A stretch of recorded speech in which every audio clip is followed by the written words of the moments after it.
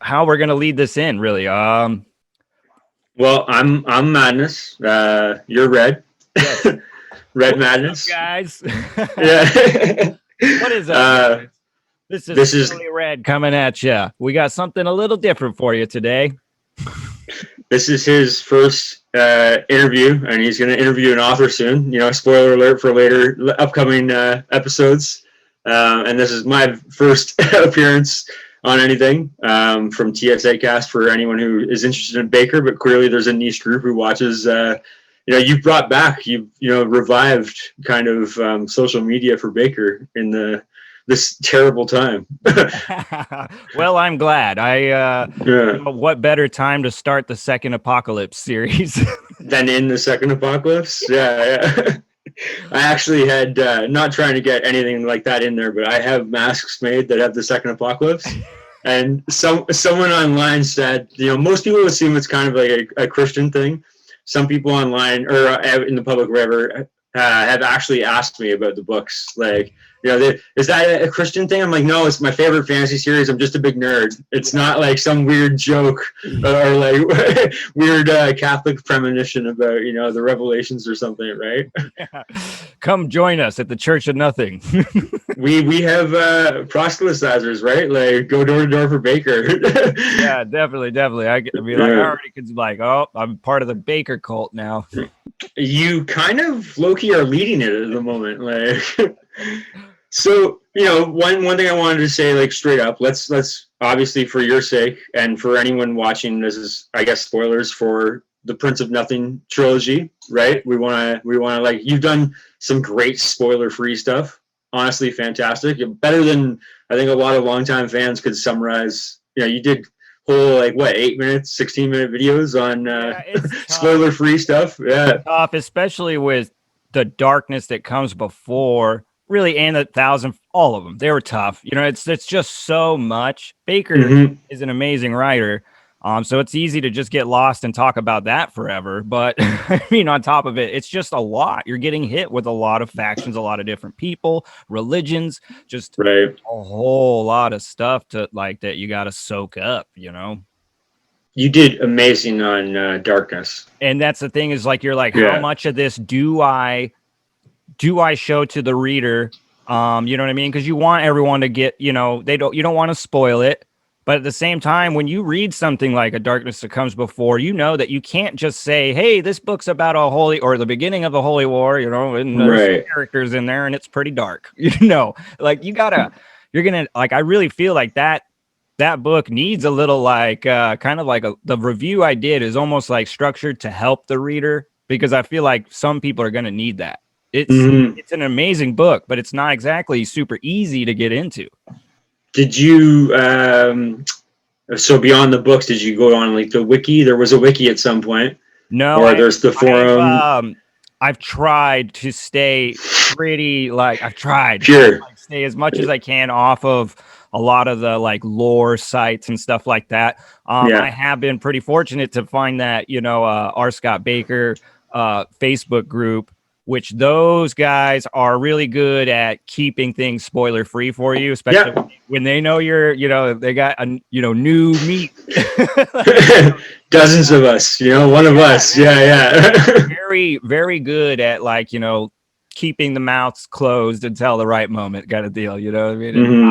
And also just been an infinite amount of information on just the stuff that I have read that I do know, but just kind of helping me flesh some of that stuff out. Those guys have just been a whole lot of help.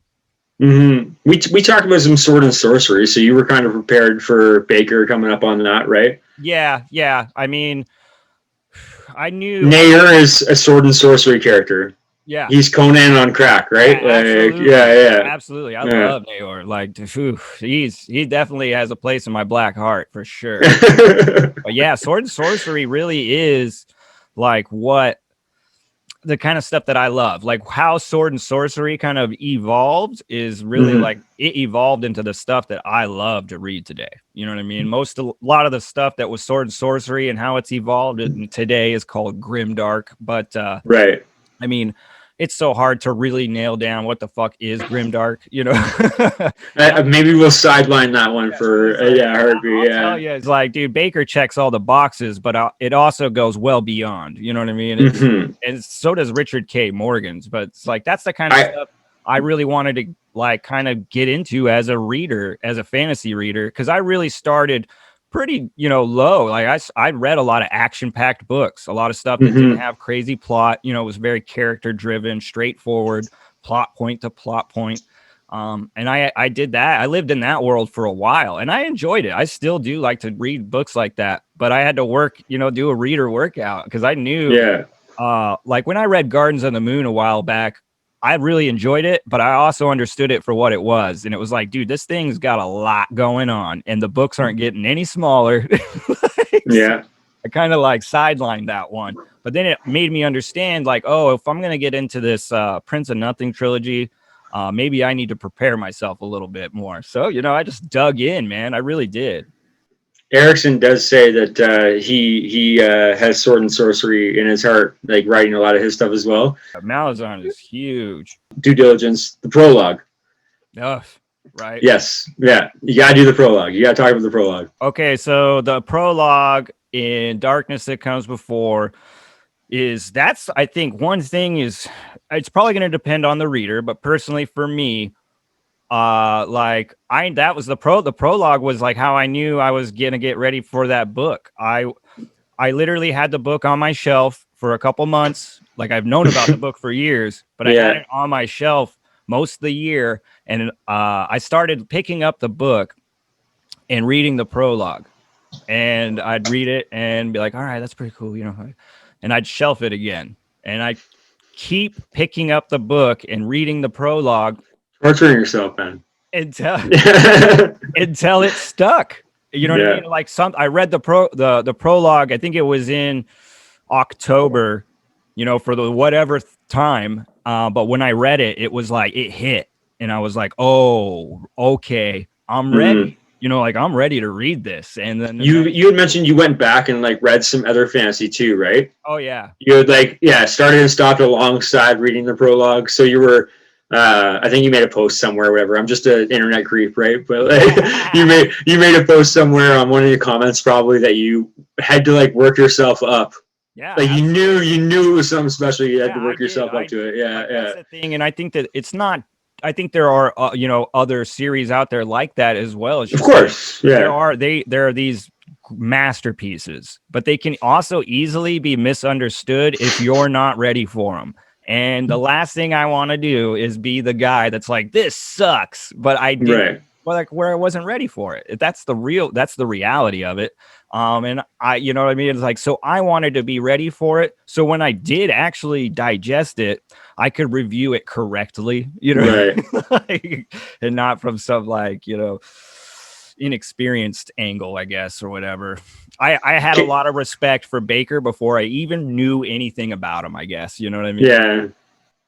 That's kind of you. The internet's full of a lot of hate too, as well, as I'm sure you've learned. I have a lot of respect for stories, I think, just period. So it's like, treat the story with some respect, because you know what I mean, like there is something in there, you know what I mean, that is amazing, you know what I mean. It might take a little work to get there, but some, more often than not, working for something has much greater payoff, you know what I mean. Something that just easily comes to you, you know what I mean. I love books that jump off the page at you immediately, but I mean, this is something, it's a much different experience. It's something I've been searching for a long time. It's been a lot, like, I never really wanted to dive so hard into a world, into lore, history, all that. Normally when shit's flying at me, like one thing after another, I'm like, this is too much.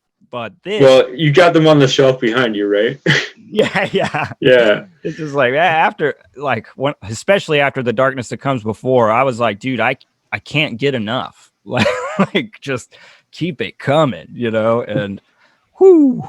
Well, I want to dive in, as I said. So, like, we'll start the prologue. We'll move our way through the main series. So, Darkness is like, Bakker always used to describe it back in the day. And for anyone listening, there was like an old forum when he first came out. One of the TSAcasts actually is a conversation with the guy who, out of high school, Bakker was just publishing Darkness and Warrior Prophet and 1000 Volt Thought. So there was a forum going on that Bakker joined in that time. Yeah, so and as Sylvan Nye describes it, his handle on the forum is just like, to have the author, they were straight out of high school finding Darkness and Warrior Prophet, to have the author join the forum. And then he says, like, they went home and their mom's like, yeah, okay, so what do you want for dinner, right? Like, didn't and that's when I discovered it, was 17. That's when one of my good buddies discovered it, was when we were 17 and stuff. But so you get through the prologue and you kind of get the whole story mashed into one, right? Right. You got so you're introduced to what the apocalypse. World, the apocalypse right away. Like right after Shrank. Like, okay, there's apocalypse. You get the Shrank, which is like, whoa, what's this? Yeah, even though that disease takes Ishmael supposedly, right? Like, right. Yeah, and then the Dunyan. So come out of the second prologue is Kellis meeting Kellis and Luith, which you described very well. It's just like you get the well, I mean, you get a gauge of Kellis. Like, this is a monster. Yeah, it was strange, right? Because it's like I'm reading it, I'm like, okay, here's Kellis. This is obviously, he's a descendant from this prince, from the first apocalypse. What's going on? Okay, he's entering the world, from his seclusion, and it's kind of weird, right? Because he's just the way he's kind of enamored with things and stuff. Well, he almost gets like sensory overload. Yeah, and like that. That really plays through to the reader. Like you start feeling that, like with Kellis, and it's like it really pulls you in. And the thing with Kellis and Luith was crazy because, like you said, you just notice right away. You're like, dude, Kellis is not something different. He's definitely different. For me personally, because I'm sure people might be all over the board. Because there is that little thing where you see, like, you're getting Kellis's like internal monologuing or whatever, so he's trying to kind of possess him or manipulate him also. But Kellis also never really comes off as malicious, right? So I mean, I was always confused. I'm like, what he's doing is not right, but at the same time, he doesn't seem like a bad guy. Right. There's so Bakker actually tells this story, over the years, but he had cut out Kellis's stuff from Warrior Prophet because people kept believing that Kellis was like the good guy. Yeah. Well, right. It's one of those things, man. It's like like you could use your brain and go, yeah, this is not right. But like the way he because the Dunyan, right? They approach with love, right? And that is. I prefer the Nayer one. Is it just a snake snaking through circumstance, right? Just I like that. It's like where Nayer tells a commune about he's got men in nets of their own making, like that. Like the Fisher of Men, which is a famous quote, but Fishers of Men. Back to Kellis and Luith for the reader, you're just reading this book. You know what I mean? You've been hit with some pretty poetic and heavy stuff. You're watching Kellis enter this world. He's talking with Luith, but you're almost wondering, like, okay, this is probably like a relationship that's forming. For the book. It's the first two guys that we get really talking to each other. So you think that you're like, okay, this relationship is building. Standard, yeah. His ass in the woods. You're like, what? Loose. Yeah. Like, damn, I guess never mind. Yeah, sorry. All right. Bye, Luith. Yeah, Luith is a soft spot. Kind of helps you start to understand Kellis and what a little soft spot there on Luith. He got a mission and he's gonna accomplish that stuff, but that was and then going into the non-man thing, that is probably the one thing that plagues me still right now. Like, the cloak of faces. I'm just like the cloak of faces, you'll have to read and find out, as they always say, right? I will say this, like, he definitely, like, I could understand where people might get irritated because they're not getting the answers they want right away, but at the same time, I get a lot of like enjoyment out of kind of being stringed along by Bakker. Man, there's incense, there's slow burn, and then there's Bakker, right? Okay, so the start of the book, and a couple of us love Darkness. It might be one of the best like first thirds of a book or standalone. Just for it's one of the only books in the entire series that focuses on the political intrigue. Mm-hmm. But, you know, so you get thrown in part one, sorcerer, you know, Camion and guess Rooney, right? They're, you know, in a bar and stuff. And me and my friends have always talked about this being kind of like a book about Maithanet and Xerius. You know, it's the emperor and it's the religious leader kind of having a clash. And, you know, Acamian is among many pawns, but the Mandane aren't anyone to be trifled with, clearly. Right. Yeah. So they're in there, you know, you get thrown into that. You know, it asks a lot of the reader, and he was younger too when he was writing that. He had worked on it for a long time. But so you get to that point, and, you know, Chora, sorcery, sorcerers, spies, different camps of sorcerers. Yeah. It definitely asks a lot, like, you know, and you obviously came through the Crucible, and we can talk about all the other side. Like, I kind of need to like move us forward in terms of the trilogy, but yeah. You know, it's clearly the hardest point in the thing, because you want Kellis, you want the non-men, you want the Apocalypse and the Strength, right? Like super, like yeah. And wait, we're just like, who is this guy? What? Yeah. What? Like, yeah. It is. It's a little bit of an emotional, or, you know, like roller coaster there, you know, just because you are, like you say, you're pumped up, and then you're going into information overload, you know, which is one thing I would like. That's kind of why I wanted to try to structure my review where it's like, try to look at it as broken up in parts. You know what I mean? Because if you do that, you might not get such a jarring feel when you move from one, because you know what I mean. It's going to be a whole different thing, right? It'll all come together at some point. Just, you know, trust, Don't worry about it at the moment, because it will come together. Okay, so we're gonna hit bullet points. I love, like, especially hitting you. You know, we did this with TSACast too. We always wanted to include a new person, but this is your channel and stuff. So. Kayuth kicks off, right? Like that's the next, like, it's huge. It's just all of a sudden it's big, man. Like that was really for me, because Kayuth is where I became like, this is when I knew like Bakker had his hooks in me, probably going to be a huge fan. Because Sorcerer Step into the Sky. Oh my God, it's just even the setup to it, like you're getting ready, and then like before anything's really gone down, you're already getting like, you know, kind of division and shit going on amongst the Skilvendi, who you're just getting to know. You know what I mean? Oh, wait a minute, what's going on with these guys? Why don't they? What's going on between Naor and these dudes? Like, they don't fucking like him. And you also get that, like, you kind of get the understanding pretty quickly that Naor is not, kind of like how Kellis is not. You said he's not wrong, right? Yeah. Naor is not wrong. Like, dude, the thing is, like, you don't understand exactly what's all going on with Naor at this point, but the thing is he is different amongst the Skilvendi.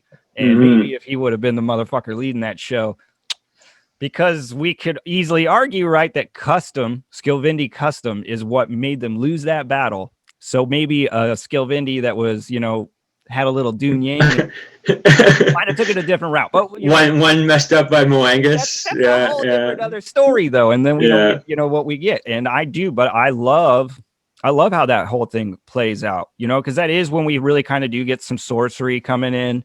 It's just, you know, it's that first battle, so we're really getting a taste of what like Bakker's gonna be throwing at us, right? And man, he's just so good, because he, like I said, he, you know, yes, he will throw lots of exposition at you when it comes to, you know, clan and faction names, but he doesn't have that. He has such an indirect style when it comes to like describing things. You know what I mean? Like, yes, he tells you that the battles there and, you know, this and that, but he doesn't go off about the, you know, oh, the blood was red and this and that, or the, you know, he doesn't talk about, it's the way it's put out. I mean, and I know, like, now at this point, it's like we all know it's like it reminds us of like Homer and all that, right? But it's just like it really sucked me in, especially the battle scenes. The Battle of Kayuth, I felt like I was there, like standing on the battlefield, watching these Skilvendi fall. You know what I mean? And then I was like, not like I was Naor, but like I could hear his thoughts where he's. No, I mean, you know, he's like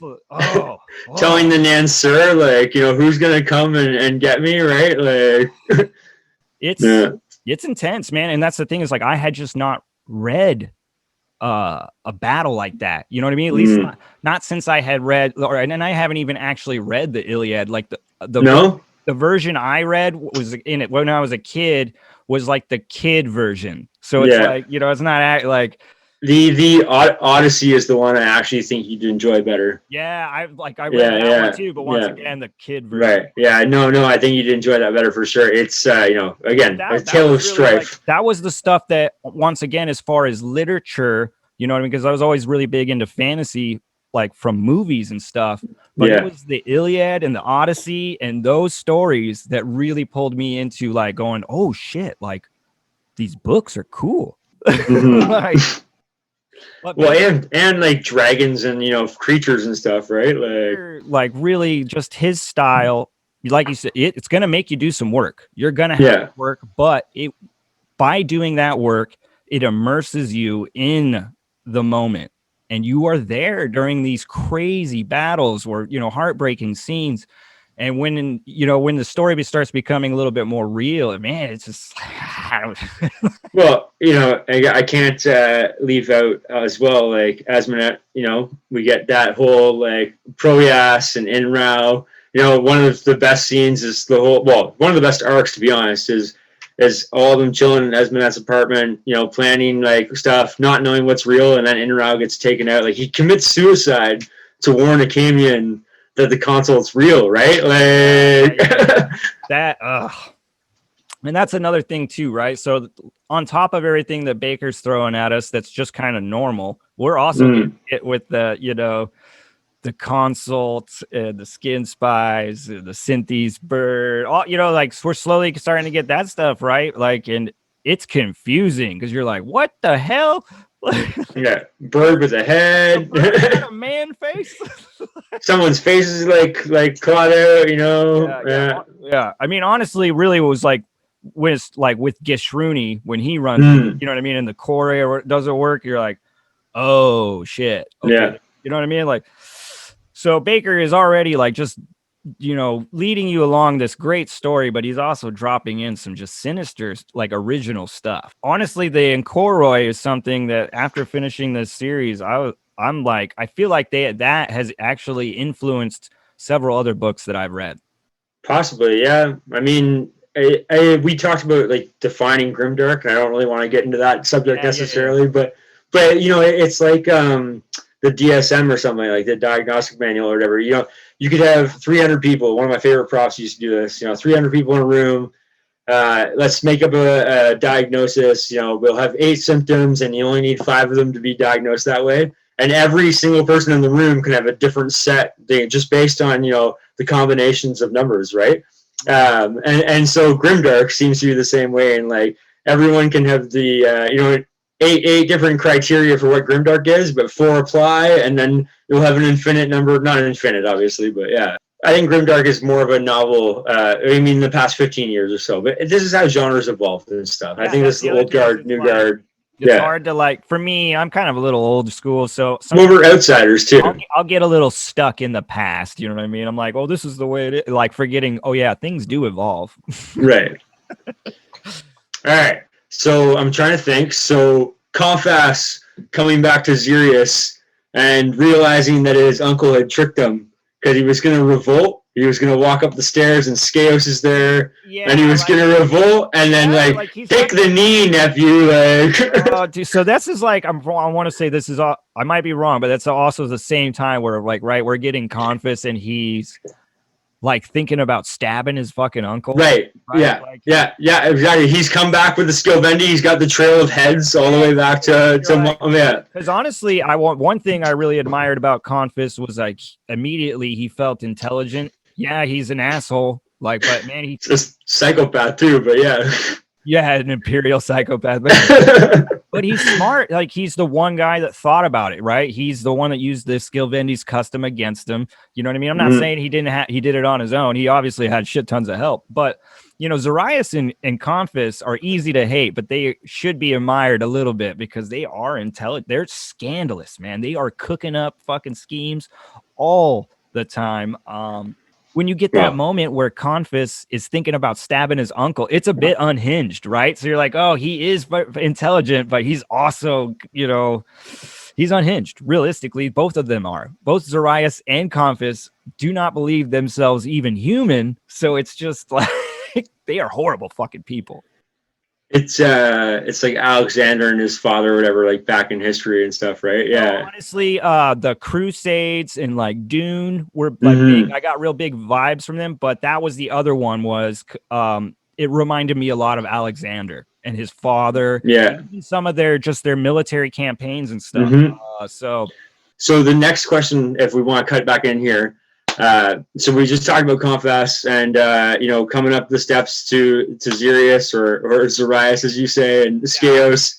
Yeah, it's okay. No, this is part of the fun. The next kind of big one is we're going to try to move to the trilogy is everyone's converging on Mamen.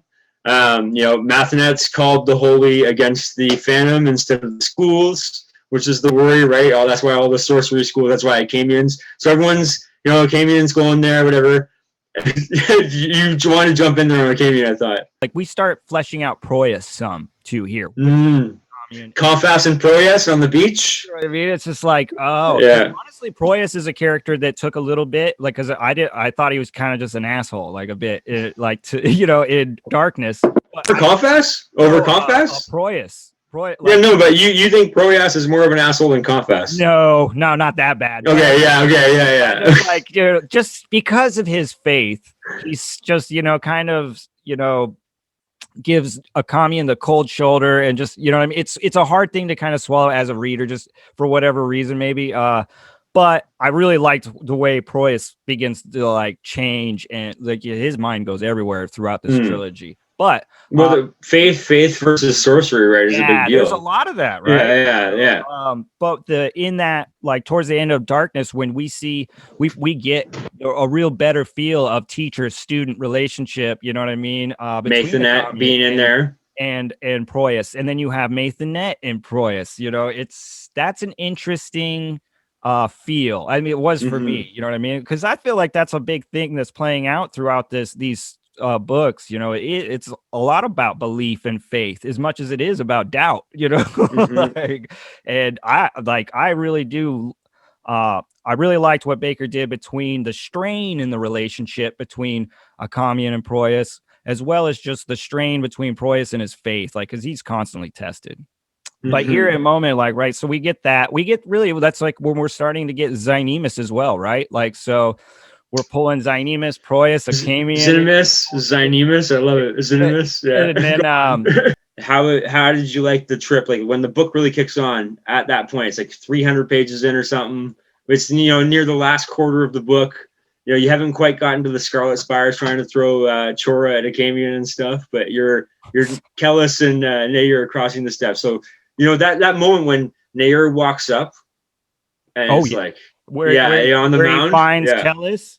He finds Kellis. Thinks he's Moangus. And he thinks he's Moangus. And this is a big thing for the reader, right? Because it's a big piece of information about our character, Naor. But he's finding him around those bodies of Shrank. And they're all dead and everything. Oh, God. That's just a really that's like a stunning picture, really, just to imagine walking Naor walking up on. But it's obviously shout out to Quint and Somnambulist, like the two artists that have done stuff in the past. Absolutely. But that whole thing is really impactful, like because you start to understand like that thing that people were arguing with Naor on the battlefield about, right? Like the clouds are like the mist is starting to clear a little bit, and you're getting a better picture. And then you remember his a little confusing because it's not Moangus, it's Kellis. And now, but that's a good thing though too for the reader, because we're getting this little bits of information, as much as it might be a little confusing about Naor, but we're also reintroducing that character that really gripped us in the prologue.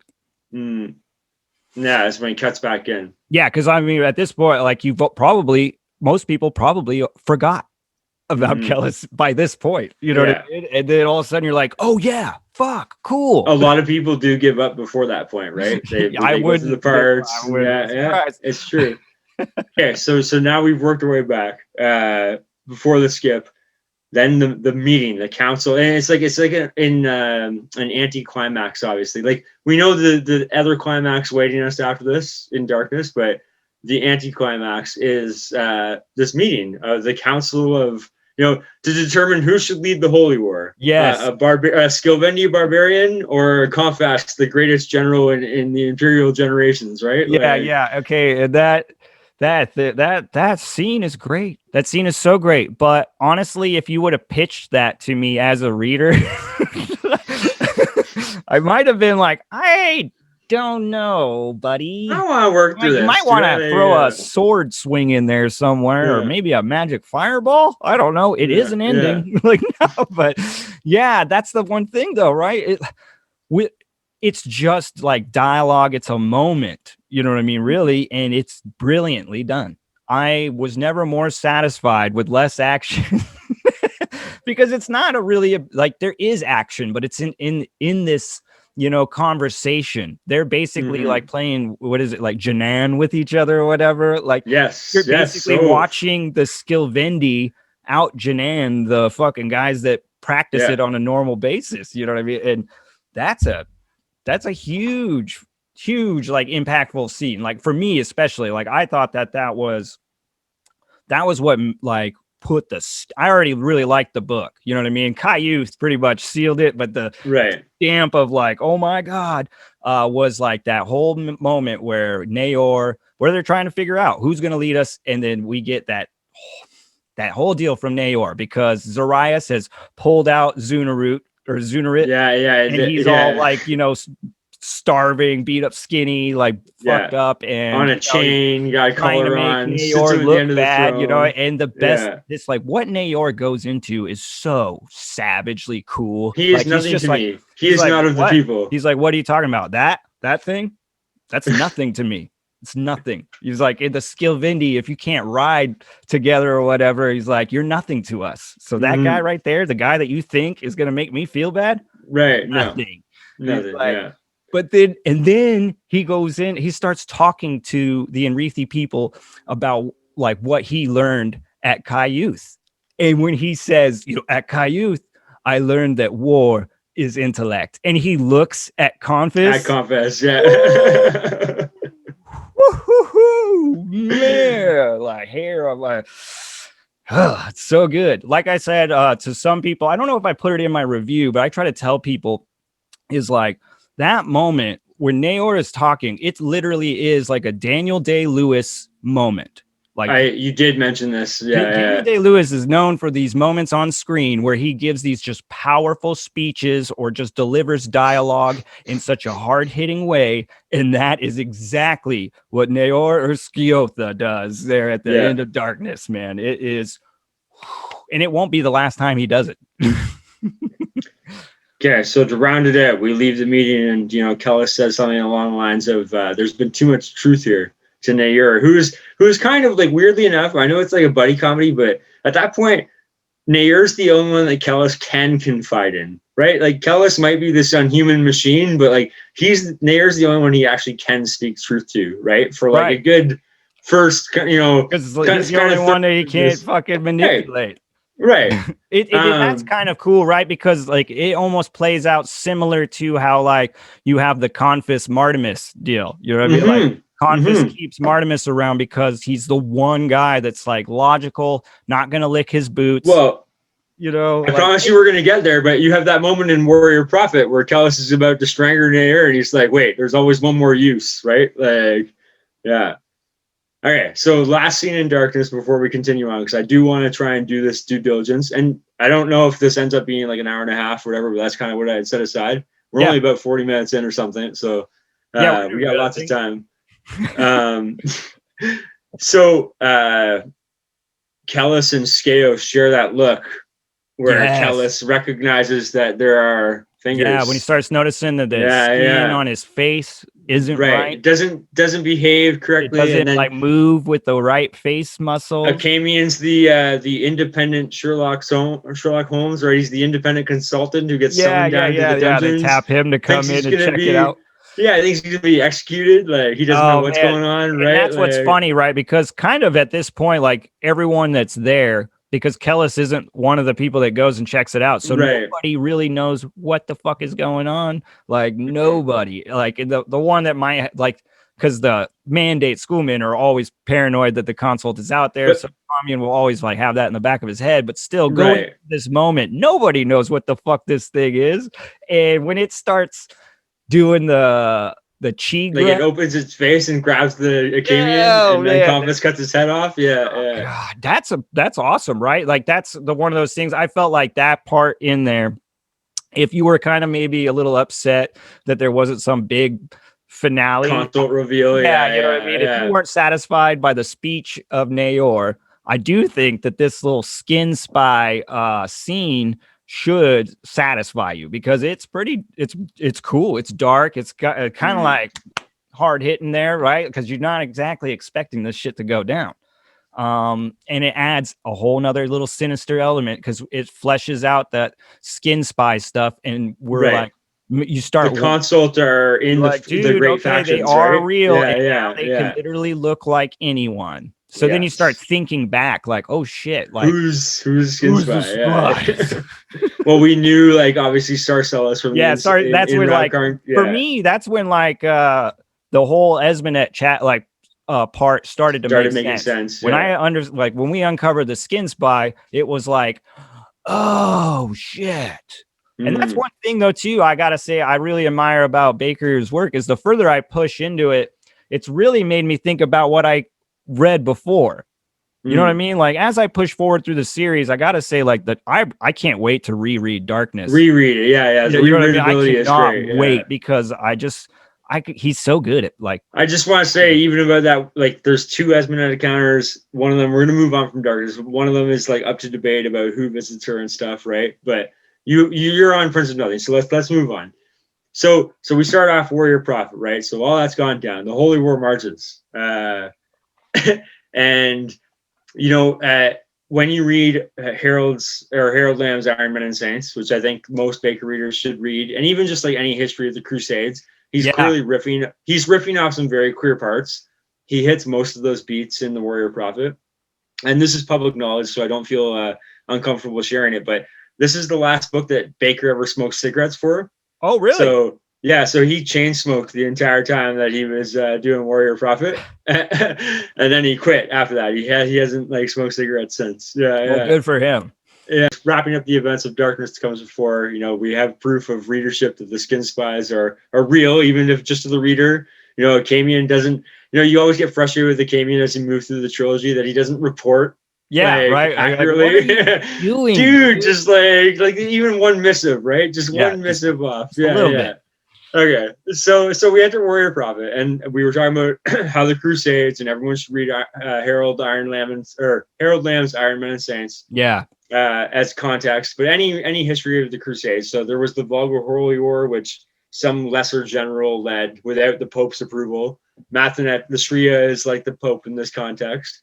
And then you have the real Holy War moving out after that, right? Right. Yeah, like the Vulgar Holy War really does like parallel the Princes and the People's Crusade. Yes. Yeah, like because that's one. Once again, what's so cool about these books is they really pushed me to go like look into our own history, all kinds of stuff. So that's what's really cool. There is, like you're saying, there's some awesome parallels there from Darkness and in carrying into the Warrior Prophet, right? Like, especially Karascan, but we're not even close to getting there yet. So, well, we're on our way. But we are on our way. So we start out Warrior Prophet, right? We know that Acamian is talking to Not Sarah. The cool thing I thought that Bakker did was really open up that mandate dream. Like, because we really get that, like the Skilvindi and the Shrank are coming, like just fucking shit up, and it's pretty chaotic, and you're like, damn, this is, and then the whole no god thing, and you're like, oh damn, the like whirlwind, this is not good, and then you understand, oh, this is why they don't want this shit to ever happen again.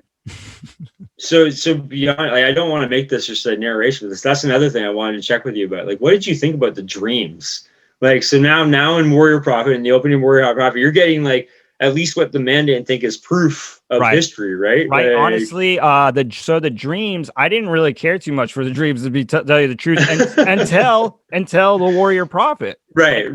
In Darkness, it was like, yeah, okay, I understand what we're doing here, but because it was like, to me, it was just like, oh, we need these dreams to kind of flesh out this like second coming. Well, it wasn't. It's in Nasser and Brewer is going to come at the end of the world. Yeah, like right? we kind of. Yeah. But then in Prophet, it was like, well, like I said, when he opens up with that dream and the way he does, it was like, all right, dude, I'm on board now. I want to see more of this dream.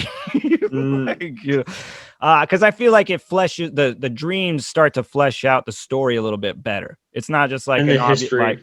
Yeah. You start to get like they give you context to the history of the world and whatnot, and that's, I think, like once you're like start really getting into this book, that's like really one of the big things you're looking for. You just want to know more about what the fuck happened, who's who, and I think that Bakker does a great job in Warrior Prophet, starting to bring a lot of this stuff to life, right? I'm surely one of the complaints in Darkness is all that stuff that Bakker threw at the reader. But I think once really early into the Warrior Prophet, all that stuff he threw at you begins to breathe. We're spending time with the great names. We're learning the differences in the factions of the Enrithi people. We're even spending time with, the Scarlet Spires. Everybody's starting to get a little bit more screen time here. You know what I mean? And that's what I really, really admired about the Warrior Prophet, is it really brings this huge, massive thing that can be a little overwhelming. It brings it to life, and you'll love it. It's you brought up different factions and stuff. One of the first moments that really hit me when I read Warrior Prophet the first time was when Sarcellus and Soban tracked down Kellis and Esmenet and Surway at this little campfire, like the Inri Siginus campfire, where they discover this little temple and they go and have a campfire. Kellis notices Sarcellus watching him across the fire, so he knows there's more than just Skaos, right? And it's like, oh, it's like clicking on, like, okay, they are like everywhere, like this is Sarcellus is like the number 2 or number 3 Sriel Knight under Goshen, right? Like, he drags Goshen there, he drags Soban there, right? Like, yeah. That's like Sarcellus being like who he is in the Sriel Knights is like, that's really what, like, you're like, damn, they are. It really, like, for me, like, I was paranoid through reading this, so it's just like, I mean, it's scenes like that where you're like, dude, god damn it, they're all skin spies. Well, and as it goes over, like, I believe during Warrior Prophet, Kellis is impersonated by a skin spy, right? In the battle of right. Anarat? Amarat, yeah. That see, when Nair gets distracted, Nair would have won that battle. And Kellis distracts the fuck out of him, trying to learn more at the same time. And Nair's just been driven insane. He would have won that battle. Like. Nair's, he definitely goes through it in the Warrior Prophet. I think that's another thing, right? So, like, we've spent a lot of time with certain characters there in Darkness, so then carrying over into Prophet, I do feel like certain ones got a lot more shine. Like, definitely in Prophet, we spend a lot of time with Akamian, a lot of time with Kellis. Esmenet as well, Esmenet, even Surway's got passages all the way through and I think that, like, Confis and Naor are there, but they definitely weren't as, like, prevalent, but the thing is we got to spend so much time with those other people, right? Like, I was blown away with how much I was enjoying the, great names, technically, like secondary characters. I really started getting into, Saban and Gautier and all those. It was like, dude, this is cool as shit. Like, well, I have to throw my fist up for Eth Jerry. The wind has teeth, right? The scout who, keeps going ahead and keeps going ahead. It's cool, right? Like, I guess because you're spending all this time, especially in Warrior Prophet, because now we're all together, even if it's not like, maybe like some contingents are ahead of the others, but still you're basically it all together now, and we're really beginning to spend that time. And Bakker does a great job of enlightening us on each like step of the way of the history of the land that we're walking on now, right? So yeah, it's just it's so good. It's so good. So we gotta go. So they have the first council and stuff, and so Mangeda, the plains of Mangeda, when the Northmen, lead this contingent without anyone else, and they just go up, and they're just gonna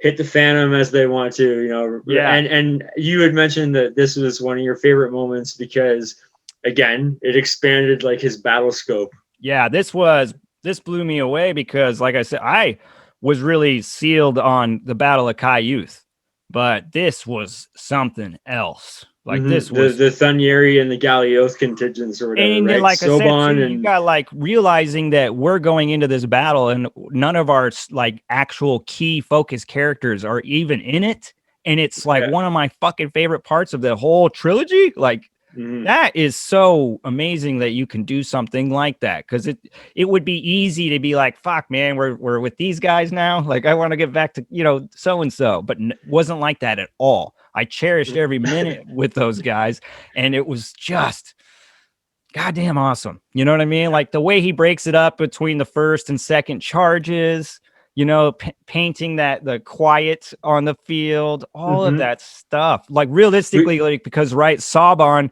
is just charged, like Kellis gave him the juice, and he like the whore will be kind or whatever. and the Shriel Knights must be punished. And the Shriel Knights must be punished. Like literally, like Kellis is willing to take out a bunch of like warrior priests just to take out one skin spy, right? He's just like, no, you fucking said, and it works everywhere. I was going to bring up, we haven't talked about the Shishoram yet, which is like my favorite contingent, or one of my favorite contingents. But this is the first time we really see them in action. Like we saw Malahet a little bit. We saw Malahet a little bit in Darkness. But so he sends out Saban and is like, no, punish the Shriel Knights. And he sends them out in the latter half of that battle. And they screen the appearance of the Shishoram and die for it, but it lets the Enrithi win, right? Yeah, that is such a savage like moment, right? Where you're like, these guys let them die. Like they're like, dude, like I feel like this is too like where I started really getting that religious feel. It was like these are totally like two separate faiths, because only something like faith could make men hate each other so much that they would do this kind of stuff. You know what I mean? Well, I got two points for us there. Is one, like the faith and sorcery is kind of, like, so the Shishoram are part of the Phantom secular kind of government, right? They're not separate. Like it's not separation of church and or church and government or church and faith, whatever it is. Yeah, because they're like priests and sorcerers. Right, exactly. And then the sorcerers in the Enrithi kingdoms are kind of like a separate. They're like more university or something. I don't know what you want to call them that way, right? Right. So then you have Lazarus, the Grandmaster of the Scarlet Spires, who they have a puppet king of an entire nation. So they're a sorcerer's school that have taken over a nation. They're part of the Holy War only because of some previous assassination attempt that we'll get to with the 1,000-volt dot discussion.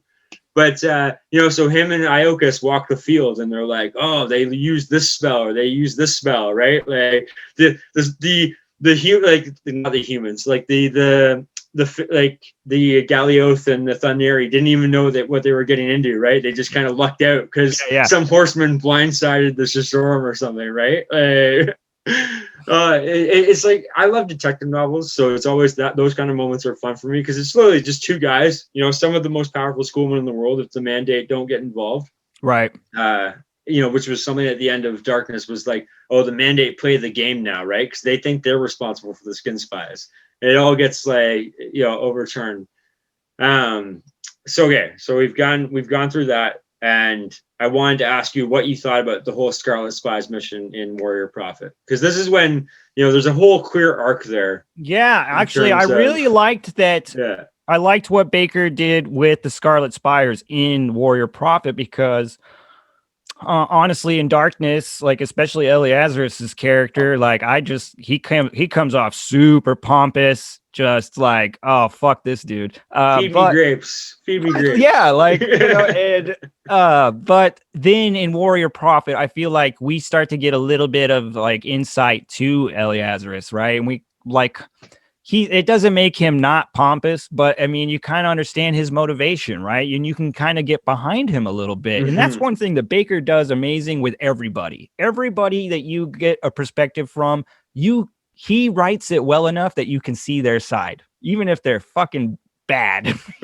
Or confess. Or yes. So yeah, Eleazarus, we start to get that whole, like, we get the understanding of why they would join this war, right? And that's another thing Bakker does well, because there's so many personal vengeance. So many things you like as an outsider, you could like point and be like, well, why would they join this? Or why would they do that? And Bakker does a great job of creating these, instances of why they would, just why would the, Scarlet Spires join? Well, because they've been secretly feuding with the fucking Kisharm this whole for years or whatever.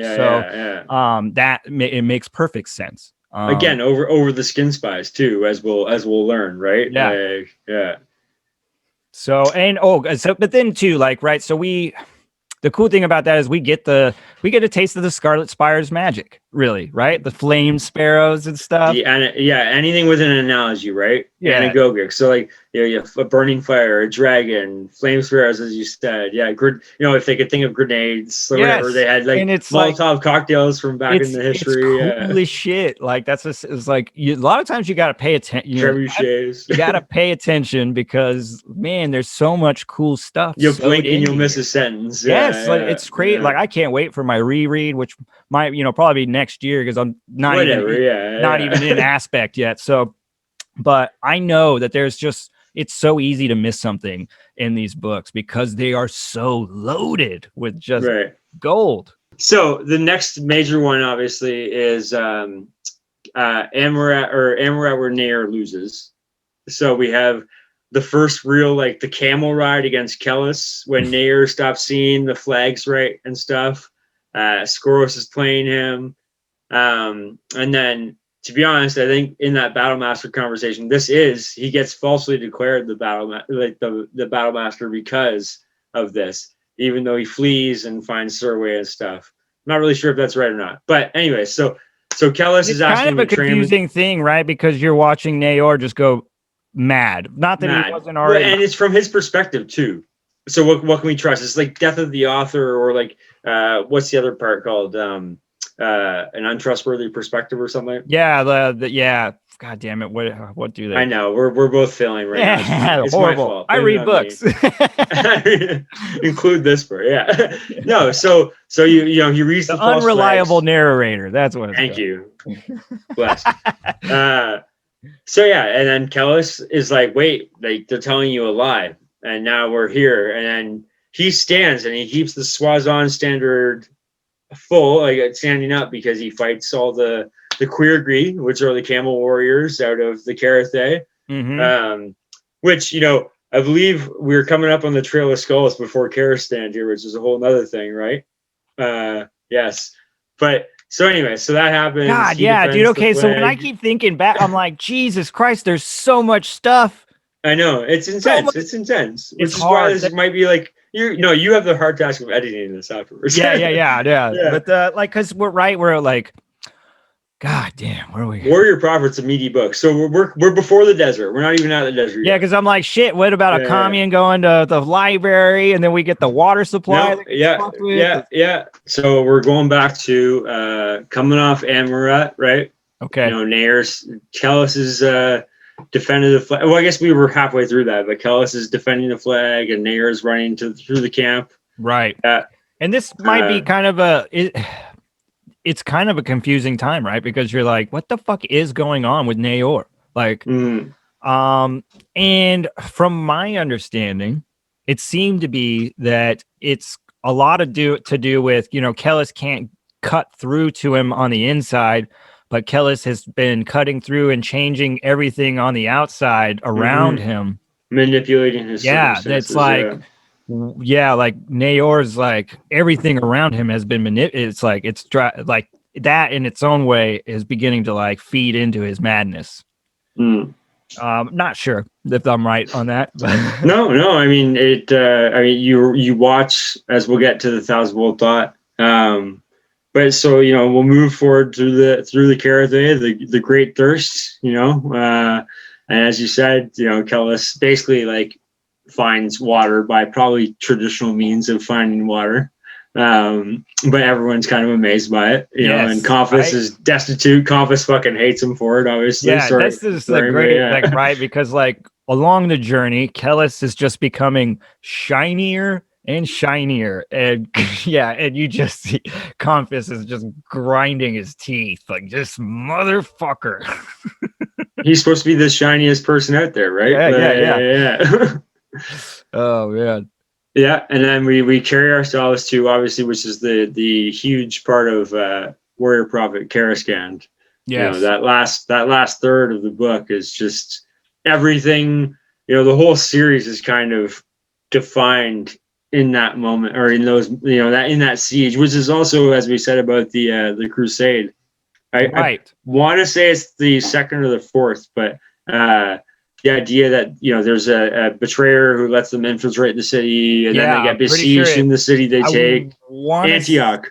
Antioch. I want to say it parallels Antioch, which is really cool. Once again, you know what I mean? Like, this is that stuff. I always applaud, man, if you're able to like pull something from real history, and put a little spin on it yourself, like throw it in there and keep it uncompromising, which is what Bakker does. Be like, I love that about him. So yeah, that whole Karascand scene is awesome because you got we got Nair and Soban, rowing the boats to the walls, and Soban's like, no, he told me he's gonna let me in. Because this is really like Soban is really like he's still got that juice in him. You know what I mean? Like he's the seventh son of seven brothers, and he's the last in line. He wants his kingdom. Everything is starting to click for just make spiritual sense, and that's what's great, right? Like I think that he does a great job of showing you that kind of stuff. You know what I mean? We're really watching men that are so convinced by faith. You know what I mean? That just no matter what you throw at them, you could throw starvation, dehydration, plague, everything at them, and they're still convinced that their God, has a fucking a plan for them.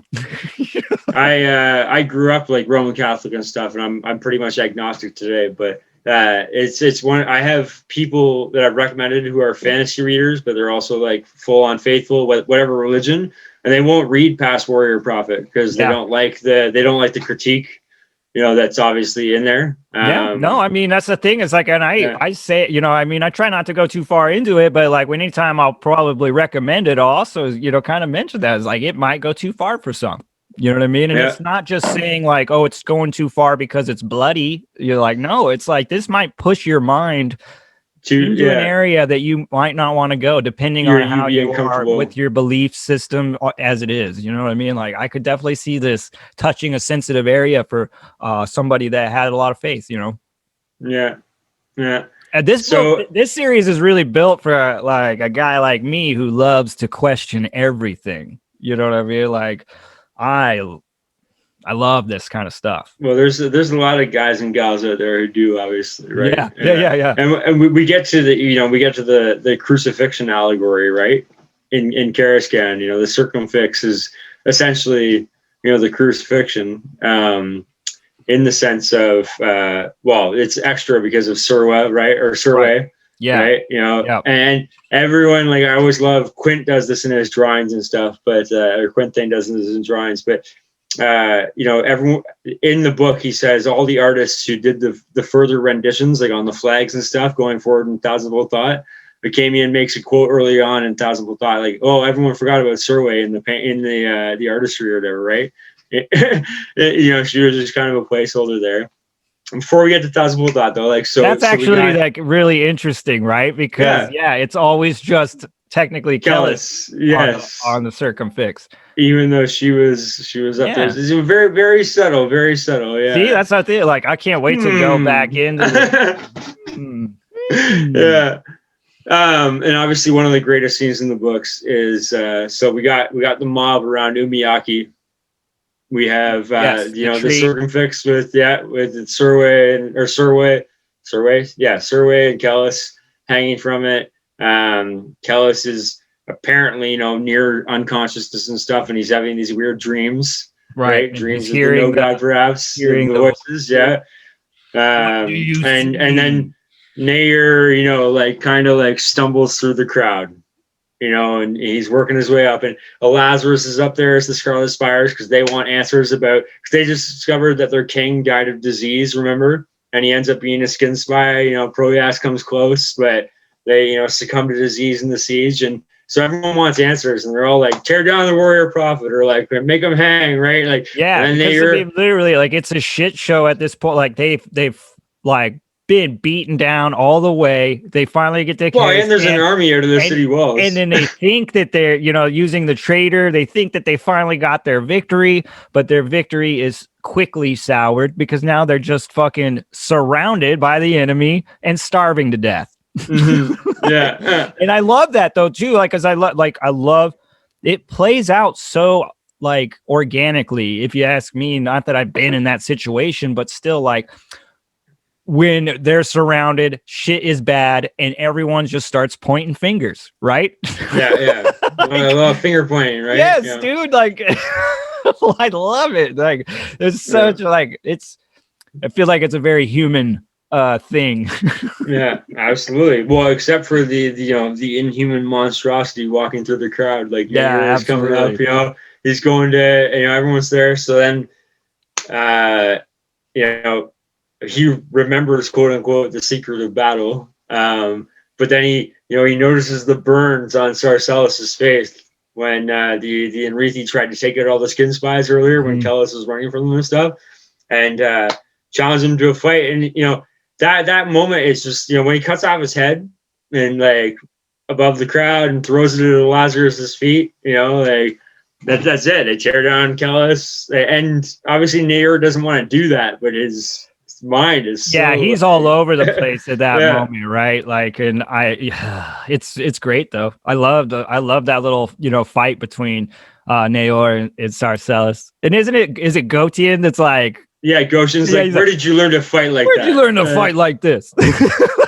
My lord. I love it. I love it. Yeah. And then so of course the Enrithi take the field, you know, take out the Phantom there, murder some daughters and some elephants, as far as I remember, And or that's the thing something. too, right? Like among the way, like the Holy War, like just takes no quarter, right? Like they're just fucking everything up, and Baker will show you that. Like you're gonna get the raping, pillaging, you know, just all the bad, worst, nasty stuff. You know what I mean? As much as this is like a holy war, you know what I mean? It's pretty, you know, pretty violent and Nair's nasty. probably like the worst offender there, and the Yeah, fact that's that he it, just right? went to Like random villages and it, you know, once again, that does kind of parallel reality, you know, yes, like the yeah. horrible shit that's been done in God's name, you know, because God wills it. So, God but wills you know, it. yeah, we won't need to go into that. But No, of course. Well, we'll get there, right? So then we enter the Thousand Volt Thought, and so, you know, Acamian says in the first chapter, it's like year one, like he is the warrior prophet yes, now. and I Yeah, think that's a and big thing that might get looked over too, is the year one thing. yeah. Well, yeah. Well, but you'll have to wait and see one. I guess one thing we did skip though in Warrior Prophet is the whole deal with Akamian getting abducted by the Scarlet Spires. Yeah, go back. Let's do And it. Yeah. so that's an interesting part though too, right? Because this is also the beginning of that is all comes from that conversation between Akamian and Kellis. And then Well, we've also ignored Esmond a lot, which I didn't mean to do, but like yeah, dude, I'm it's this is the hard, right? nature of the books. It There's is. Yeah, so there's so much many stuff, like threads. it's Yeah. impossible to touch on all of it. And there's always gonna be somebody out there who's like, "Hey, they didn't say this," or "What the hell?" Yes. Of course. But, Yes. like, look, Yes. my brain is this fucking big, guys. So All right, Red. Yeah.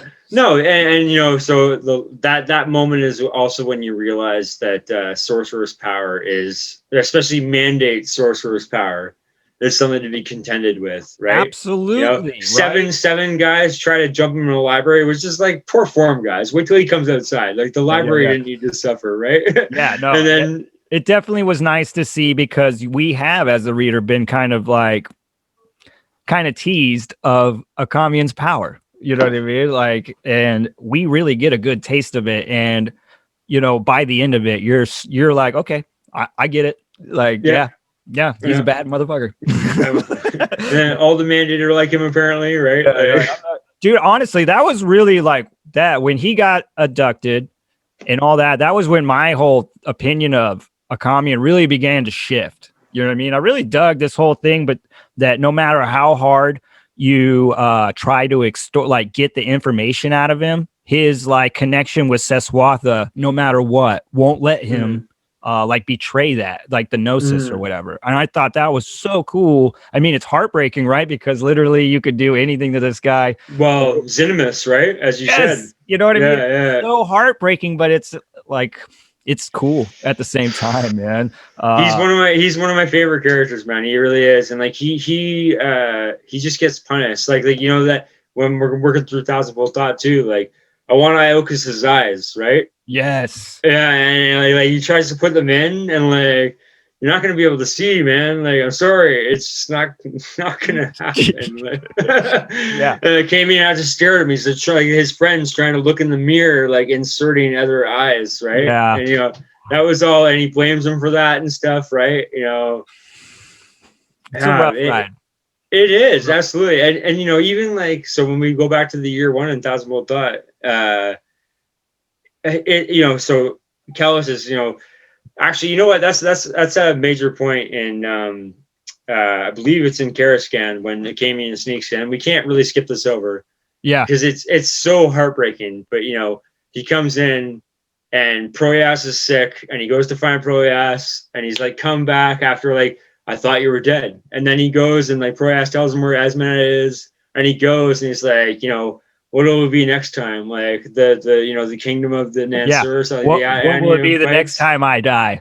Oh man, like so it's like you can't end Warrior Prophet without talking about that, because it's just that look she gives him or whatever, and it's just I don't know how many people have been like cheated on or fucking whatever. And his little internal like deal where he's like, oh, the whore.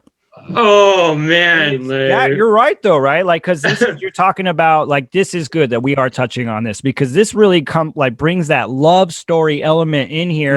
And when I say that, a lot of people are thinking like romance, and no, it is kind of a little bit. There are some romantic like qualities to it, but it's not a romance story. It's a love story, a tragic love story in many ways. And oh God, yeah. So moving as we're getting back to the Thousand Volt Thought. So now she's the the official like second whatever, right? She's the master of spies and stuff now in the new Kellyan Empire. Yeah, she's the prophet consort. Yes. So she has now been basically raised. Yeah, and I remember she's literally handing out orders to flog people. Right, I was just gonna say, Proyas goes there for the regular flog, right? Like they go there to get whipped every day or whatever. Damn. It's like a public confession. Again, another Roman Catholic throwback. But I did confession when I was younger too. I didn't get whipped when I was younger, thank God. But I know many people who grew up in like Catholic institutions who did, right? Like or got the wand on the hands and shit, right? Or blah blah. And this is an interesting thing that could easily get like kind of just easily looked over real quick too. But you got to understand, it's like, man, in these moments, you're literally talking about a harlot who has been stoned by people, literally in a position where she's handing out punishment to believers. Like, this is crazy. Like, there's a lot of these little things that like Bakker sews in where like you really do see this transformation of the Holy War. Like on all sides of it, the men, the women, the high ups, the low down, you know what I mean? The cast meals or whatever. Like Kellis. Kellis is like a lodestone. He's like a bad word, right? Like, and so we're coming on Shime, the city of eyes. We got the city walls with the eyes and stuff. And I don't want to gloss over things, but I do think there's so many conversations to be had, and I'm so grateful that you've you've inspired this kind of renaissance of Bakker and stuff, right? Just like the Malazan or yeah, dude. I hope. I mean, I really do. Like, you know, obviously, I'm no like point of authority or like whatever. But if you're doing the work, man, if what I'm doing is getting people excited or getting them interested, or you know, actually gonna get you to put the book in your hand, oh fuck, you're just gonna get a bunch of comments about how people hate my face over the years. So that's great. Yeah. No, so you know, we're coming on like we're getting into like this great religious revival in the world, and they're coming on Shima and F Jerry. Like I don't want to gloss over F Jerry because the wind has teeth. I have to mention him. Like that boy is just a good boy. He's Silban's nephew. He's out there scouting every day. He's, you know, and Kellis wants to get to him, wants to get him. He's like the one guy I feel like Kellis didn't fuck over like directly. Yeah. Like he fucked him over indirectly because they didn't get to him in time, but like he wasn't like out of his way trying to screw over at Jerry, right? Yeah. Yeah. I don't know if you remember in Warrior Prophet, one of my favorite moments is when Kellis does the board dance with Sarcellus. Yeah, they're like, so yeah. It's like a Galio tied together over the fire. Yeah, and you know he realizes like I'm fighting somebody made of cartilage, and he like tries to slap Sarcellus to the ground and stuff, right? Yeah, you could do videos on like. In fact, the Malazan guys are doing videos on major favorite moments throughout the like. You could do this all day, every day, right? Yeah, absolutely. I'm actually kicking around the idea of doing like videos on the like in Reethi people on the, you know, like breaking down the factions. I think this is the time for it, to be honest. You know what I mean? Because I hope this video will inspire more of this. You know what I mean? Because that could definitely help some readers as well, like those that might be getting overwhelmed with all of the factions and stuff. Maybe having a little, you know, honestly, the glossary in the backs of these books are fucking gold. You know what I mean? But nobody wants to read it. Hold on. I want to get there too, but let's work through that because that must have been shocking for you, correct? Yeah. All right. So we're coming up. He does you talked about Kellis being ruthless. He's finally in control of everything.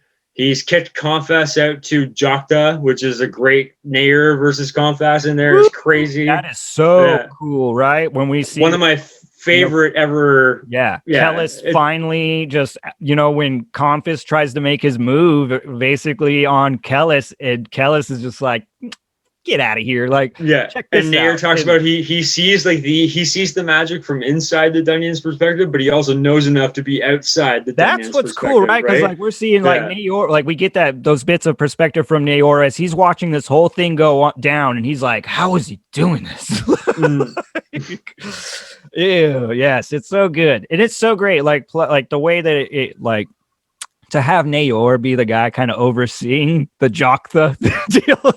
Oh, okay. I have a special place in my heart for that. So hold on before we get there. So more point, the toll of days that I was working for. So they go to besiege the city and in Thousand Volta, and it's like for every day that I have to wait for you guys to open the gates, I'm gonna murder 1 of 10 of you or something. Yeah. Right. And then they like do that right afterwards, right? But yeah, like, and then so then the gates are just opened up from there on out. And they hang their own heads over they murder themselves. Yeah, there's a lot. Oof. Yeah, there's just.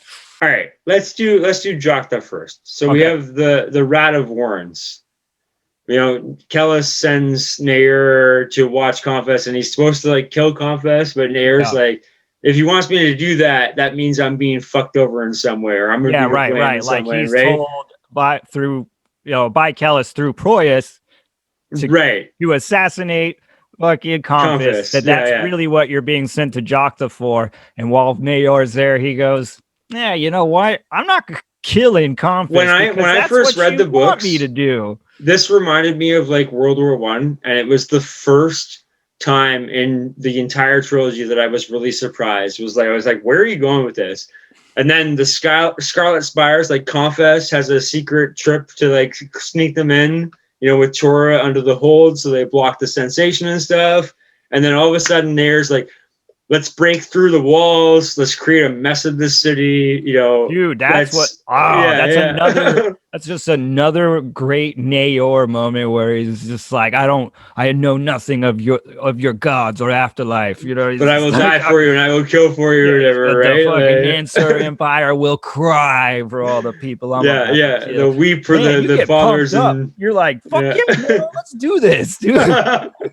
Absolutely. I'm about to start cutting Swazin scars. You better make them for real if you're gonna do that. Yeah. And that's also that part, right, where he, like, it makes that comment, like, where Naor kills so many people, like, he runs out of room on his arms for the Swaz. He has not the skin for the Swazan here in that night. Yes. Like, yeah. Man, and that, I mean, and that just that really alone can help the reader really understand like how bloody Jokta was. Well, I mean, I know this from talking over the years and stuff, especially the TSACast, and I'm excited for you to finish and stuff. But it really is. There's different people who become attracted to this writing. Some have lived, something like that, and some have not. Right? So okay. So if we're reaching the end of Thousandful Thought, and we're clearly not going to hit everything, but we'll start this series. And I mean, you have your own channel too, right? You're not just a Bakker reader. I mean, I read all kinds of stuff. Yeah, I'm preparing you for your next interview. Yeah. I appreciate that you're going to be a Bakker fan indefinitely. I hope, and you're going to continue. Yeah, it's looking good. Yeah. So we come upon Shima, which, there's so many dynamics going on there. I can't even hit upon all of them, but one of the main ones clearly has to be Kellis and Moangus. Yes. Yes. I mean, this is kind of the build up, right? Like from the prologue, we've been waiting for this moment. We're skipping over some battles here and stuff, but this is all right. I mean, like the Commun's dreams, where we start to get the inside of, Saswatha and now Coyote or whatever his name is. Night Coyote. Yeah, that was good. That was good. That was great. That was fantastic. I mean, that's a confusing deal, but it does inform the reader about, the more. There's more. Yeah. It's not going to give you everything. You're not going to know. Well, especially the prologue at the end of Warrior Prophet, right? That's kind of like, and the bird, like, you could start putting stuff together. But yeah, I do want you to capture though Kellis and Moangus. So Kellis goes through an empty non-men kind of mansion, and Moangus is a Shishoram and blind, and he fucked up in his sorcerer's choice. Apparently, whatever. Yeah, and this is an interesting thing, and I feel like, man, like I would just love to hear everybody's take on this, because I feel like if you have 20 people reading this part, like you might get like 15 different answers, like 20 different, 25, or even answers. 20. Yeah. But I mean, God, it's goddamn interesting for sure. Like you've been waiting for this moment. So there's that like feeling there already, like the tension. And then you got two Dunyain just like analyzing each other. And you're like, they're like, they say something and it's like, okay, well, I'll break that down to like, okay, that computes like next, and they're just kind of sizing each other up. But we also understand that Moangus has planned all this shit, or at least he's foreseen it all. Right. And then Kellis, when he finds out that Kellis has been hearing stuff, that's like the one thing. He thinks he's, the only thing that Moangus didn't account for, because he accounted for all this shit. This Everything is also else. when we find out that Mathanet is Kellis's half brother or half brother. Which little side note, I had a spoiler prediction that Mathanet was Moangus. Oh yeah. Good job, obviously I was not super off, but I mean, like I started like I was going. You know what the tip is, right? It's when Malahet and Zirius or Zarias meet in darkness. Yes. Well, then he's got the Swazan because he had to cut himself with Swazan to leave the Skilvendi. I was like, dude, something's going on here. But anyway. So the Kellis and Moangus deal. So Moangus thinks that his son has gone mad. And honestly, I'm not like, I can't necessarily say that Kellis hasn't gone mad. I mean, the whole, circumfix situation where we watch the Dunye make a leap of faith and also cry. I mean, these are things that just don't happen. I constantly am haunted by the plains of Mangetta as well. Just because of all that weird energy there, I always want to put a whole lot of shit onto that, and it might not be at all, but we'll see. But I mean, the thing is like I can almost completely see where Moangus.